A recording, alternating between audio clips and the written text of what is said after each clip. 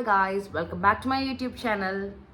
உங்கள் ஹேர் ரொம்ப ட்ரையாக இருக்கா, இல்லை உங்களுக்கு கர்லி ஹேர் இருக்குது, அதை எப்படி ஸ்டைல் பண்ணுறதுன்னு தெரியலையா, இல்லை சிஜிஎம் மெத்தட் தான் ஃபாலோ பண்ணுறேன் பட் என்னெல்லாம் ப்ராடக்ட்ஸ் அதுக்கு யூஸ் பண்ணுறதுன்னு தெரியலையா. So you are at the right place. Welcome to curly பூசா vlogs. ஸோ இதில் நான் என்னோடய பேசிக்கான கர்லி ஹேர் ரொட்டீனை எப்படி ஸ்டார்ட் பண்ணேன், அதுக்கு யூஸ் பண்ண ப்ராடக்ட்ஸ் தான் நான் அந்த வீடியோவில் நான் உங்களுக்கு கொடுத்துருக்கேன். நான் ஒரு பாஸ்ட் ஒரு 3-4 இயர்ஸாக கர்லி ஹேர் வச்சுட்டு இருக்கேன். ஸோ அதோட மித்து இதில் என்னெல்லாம் மித்து இருக்குது, இப்படிலாம் பண்ணக்கூடாது, இப்படிலாம் பண்ணால் கர்ல்ஸ் உடஞ்சே போயிடும், திருப்பி வரவே வராது, அந்த மாதிரி என்னெல்லாம் மித்து இருக்குது, இதெல்லாம் உண்மையாலுமே இதெல்லாம் பண்ணால் கர்லி ஹேருக்கு ஒர்க் அவுட் ஆகாது, இல்லை இந்த ப்ராடக்ட்ஸ் யூஸ் பண்ணுறது கர்லி ஹேருக்கு ஒர்க் அவுட் ஆகாது, அதெல்லாம் என்னோடய பாஸ்ட் 4 இயர்ஸாக நான் எக்ஸ்பீரியன்ஸ் பண்ணதை நான் இந்த வீடியோவில் உங்களுக்கு ஷேர் பண்ணுறேன். First will start with the shampoo. நான் உங்களுக்கு போன வீடியோவில் சொல்லியிருந்த மாதிரி நான் இந்த Love Beauty and Planet shampoo தான் யூஸ் பண்ணிகிட்டு இருந்தேன். ஆக்சுவலி அது முடிஞ்சு போயிடுச்சு, அதனால I brought a new one which is L'Oreal Parisோட எக்ஸ்ட்ரா ஆயில். இதோட சீரம் இஸ் ரியலி குட். அப்போ நான் நினச்சேன் கொஞ்சம் இதோட ஷாம்பு ட்ரை பண்ணி பார்க்கலான்னு. So I asked my mom to bring this. நான் அவங்க ரொம்ப எக்ஸ்ட்ரா லார்ஜ் வாங்கிட்டாங்க. So I have to patiently use this. கொஞ்சம் நான் யூஸ் பண்ணுவேன், ஒரு வேளை அது எனக்கு செட் ஆகலைன்னா நான் ஸ்டாப் பண்ணிடுவேன். ஐ வில் நாட் ஐயோ இந்த பாட்டில் வேஸ்ட் ஆகிடுமே அப்படின்லாம் அப்படி வச்சு கண்டினியூ பண்ண மாட்டேன். அதாவது நான் எங்கள் அம்மா கிட்ட கொடுத்துருவேன், இல்லை என் ஃப்ரெண்ட்ஸ் கிட்ட கொடுத்துருவேன். ஒன்றுமே பண்ண முடியாத சுச்சுவேஷன்ஸில் நான் ஷாம்பு யூஸ் பண்ணி என் துணியெல்லாம் துவச்சிக்குவேன். சிம்பிள். நெக்ஸ்ட் ரொம்ப key ingredient for the curly hair is moisturizing your hair.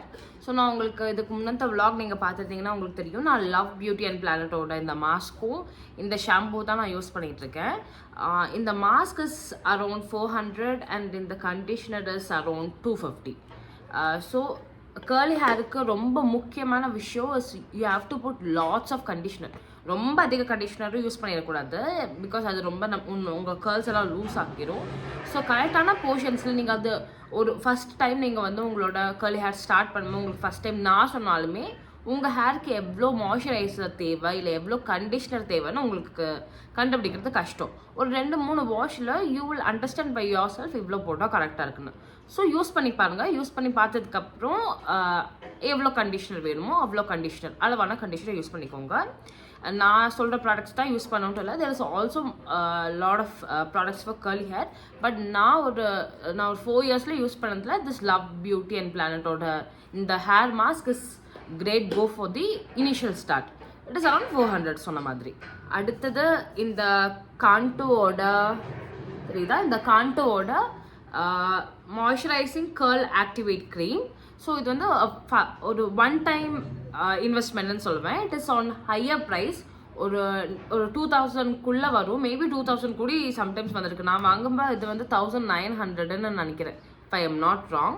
So ஒரு டைம் நீங்கள் இன்வெஸ்ட் பண்ணிட்டீங்கன்னா, நான் பாருங்கள் நான் இவ்வளோ தான் யூஸ் பண்ணியிருக்கேன். ஒரு டைம் நீங்கள் இன்வெஸ்ட் பண்ணிட்டீங்கன்னா அது it might last for years. அதனால இட்ஸ் அ கிரேட் இன்வெஸ்ட்மெண்ட். நிறைய கர்ல் ஆக்டிவேட்டர் இருக்குது, பட் இந்த curl activator is like one among the best curl activator நான் பார்த்த வரைக்கும். நீங்கள் இனிஷியலாக ஸ்டார்ட் பண்ணும்போது this would be a decent gel. So Set Wet ஓடுது நீங்கள் வாங்கினா போதும். I really recommend you to get Set Wet ஓடுது. That is enough.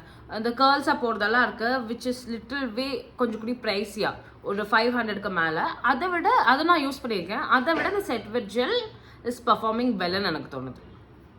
Gel well ரைமிங்காக இருக்குல்ல, சூப்பர். யா காய்ஸ், நான் ஷாம்பூ பண்ணிவிட்டு என்னோடய கண்டிஷ்னர்லாம் போட்டுட்டு முடி நல்லா குளிச்சுக்கிட்டேன். ஸோ இதில் நான் ரொம்ப முக்கியமான ஒரு ப்ராடக்டை சொல்லலை, ப்ராடக்ட் இல்லை, ஒரு விஷயத்தை, water and water bottle spray. இது கர்ல் ஹேருக்கு ரொம்ப முக்கியம். இந்த ஸ்டைல் ஒழுங்காக நிற்கணும்னா நீங்கள் எவ்வளோ தூரத்துக்கு வாட்டர் வச்சு அதை ஸ்டைல் பண்ணுறீங்களோ அந்த அளவுக்கு தான் கர்ல்ஸ் உங்களுக்கு அவ்வளோ ஸ்ட்ராங்காக நிற்கும். ஸோ இதை எடுத்துட்டு நல்லா ஜெனரஸாக ஐம் ஸ்ப்ரேயிங் வாட்டர்.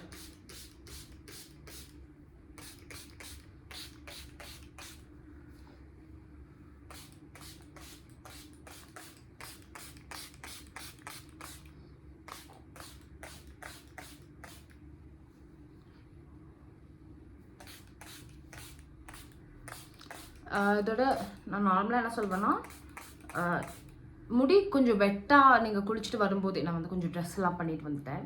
ஸோ நல்ல முடி கொஞ்சம் வெட்டாக இருக்கும்போதே நீங்கள் அதை ஸ்டைல் பண்ணுறது ரொம்ப நல்லது. இவ்வளோ தண்ணி நீங்கள் யூஸ் பண்ண வேண்டாம். ஸோ நான் என்னோடய ஹேரை 2 போர்ஷனாக பிரிச்சுட்டேன். நான் இப்போ வந்து கேர்ள் ஆக்டிவேட்டர் யூஸ் பண்ண போகிறேன். கான்டோட கேர்ள் ஆக்டிவேட்டர். இது வந்து என்னென்னா ரொம்ப கம்மியான அமௌண்ட் நீங்கள் யூஸ் பண்ண போதும். ரொம்ப கம்மியாக யூஸ் பண்ண போதும். ஏன்னா அதிக ப்ராடக்ட்டும் நீங்கள் வந்து உங்கள் தலைக்கு போடுற மாதிரி இருக்காது. அண்ட் 2வது கொஞ்சம் இருக்கிறதே உங்களுக்கு நல்லா வந்து ஹோல்ட் கொடுக்கும். நல்ல ஹோல்ட் கொடுக்கும். ஸோ நான் இவ்வளோ தான் எடுத்துக்கிறேன்.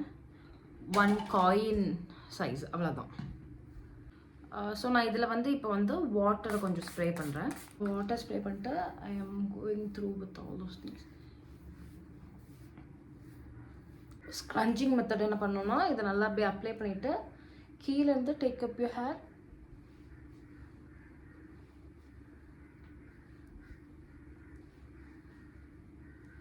ஸோ இதில் உங்களுக்கு வேணும்னா கொஞ்சம் கூடி வாட்டர் மட்டும் இது பண்ணிவிட்டு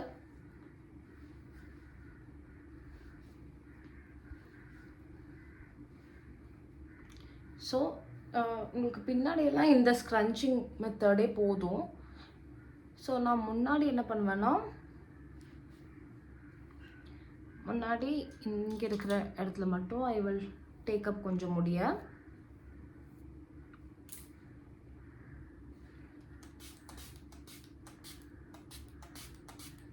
அதில் ஸ்ப்ரே பண்ணிவிட்டு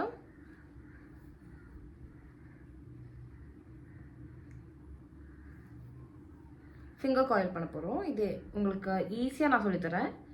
இப்படி முடிய எடுத்துகிட்டு ஒரு கைக்கு முன்னாடி இன்னொரு ஃபிங்கர், விச் மீன்ஸ் இந்த ஃபிங்கருக்கு முன்னாடி இப்படி இன்னொரு ஃபிங்கர் வச்சுட்டு ரோல் இட். திரும்பியும் இப்படி ரோல் பண்ணிட்டு இங்கே வரைக்கும் போய்ட்டு ஒரு ஹோல்ட் வச்சுட்டு இப்படி ட்விஸ்ட் பண்ணி நீங்கள் எடுத்தீங்கன்னா பியூட்டிஃபுல் கர்ல்ஸ். அதே மாதிரி இந்த முடிக்கும் எடுத்துகிட்டு ட்விஸ்ட் பண்ணி நீங்கள் இதை ரிமூவ் பண்ணுறதுல தான் அது எவ்வளோ டெஃபினேஷனாக வரும். என்ன see the definition?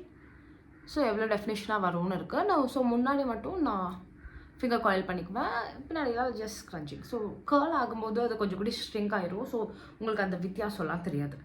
ஸோ நான் அதை வந்து இந்த சைடுக்கும் பண்ணிட்டு வரேன். யா காய்ஸ், நான் இந்த 2 பக்கமும் ஸ்டைல் பண்ணிட்டேன்.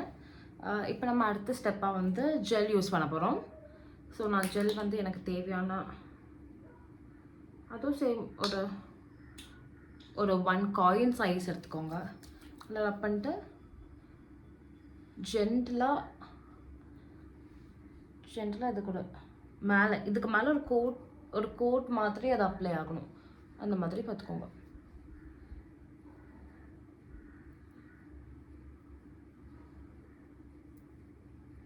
ஜெல் அப்ளை பண்ணி இந்த ஸ்டேஜுக்கு அப்புறம் தான் உங்களுக்கு வந்து இந்த கேச்சஸோட தேவைப்படும். அண்ட் இந்த பார்ட்டில் தான் நீங்கள் ரொம்ப ஃபன்னியாகவும் ஃபீல் பண்ணுவீங்க. அங்கங்கே உங்கள் முன்னாடி மட்டும் இப்படி ஹேர் ஸ்டிக்கி ஆகாமல் இருக்கிறதுக்கு நான் இப்படி கேச்சஸ் கொடுத்துச்சு. இது சீம்ஸ் ஃபன்னி, பட் இதுதான் உங்களுக்கு அந்த பவுன்சி லுக் கொடுக்கும். So we can wait patiently. Style பண்ண ஹேரை நீங்கள் பேஷண்ட்டாக ஒரு 2 hours ட்ரை ஆக விட்டால் தான் உங்களுக்கு அந்த பவுன்சியான கேர்லி ஹேர் லுக் கிடைக்கும். ஸோ நான் ட்ரை பண்ண விட்டுட்டு எடுக்கிற வீடியோவை இந்த vlog-ஓட கடைசி கிளிப்பிங்காக ஆட் பண்ணுறேன், மறக்காமல் பார்த்துக்கோங்க. ஸோ உங்களுக்கு இந்த மாதிரி சின்ன சின்ன girly hair routine, skin care vlogs எல்லாம் பார்க்கணுன்னா மறக்காமல் என் சேனலை சப்ஸ்கிரைப் பண்ணிக்கோங்க. Until then, this is Curly Poosa signing off. Bye bye.